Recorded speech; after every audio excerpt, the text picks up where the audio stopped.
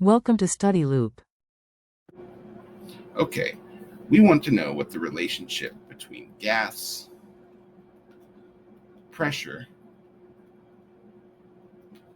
and volume is. And we would like to show any applicable equations.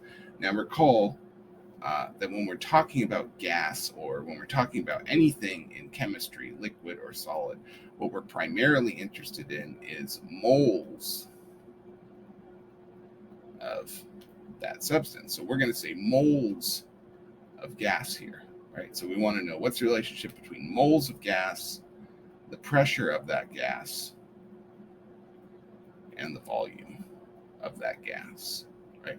Can we think of any equations that we've learned this term that may relate, well, not this term, I don't know, you know what I mean, that would relate moles of gas to pressure to volume? Well, there's one in particular that stands out, that is the ideal gas law, which tells us that if we have a gas which behaves as non-interacting particles, which isn't true, but it's a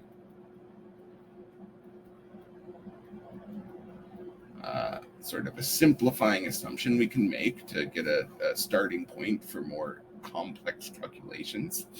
We have that the pressure of a gas times the volume of the container which houses that gas is equal to the number of moles of that gas, right? Moles of gas, times something called the gas constant, times the temperature in Kelvin, right? And so the gas constant is just this special number that tells us what the relationship between number and temperature is to pressure and volume, right?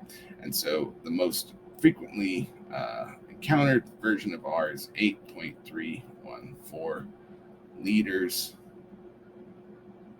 atmospheres, joules, Kelvin. Okay. And so then P would be given in atmospheres, volume would be given in liters, N would be given in moles. Oops. This is supposed to be moles, not joules.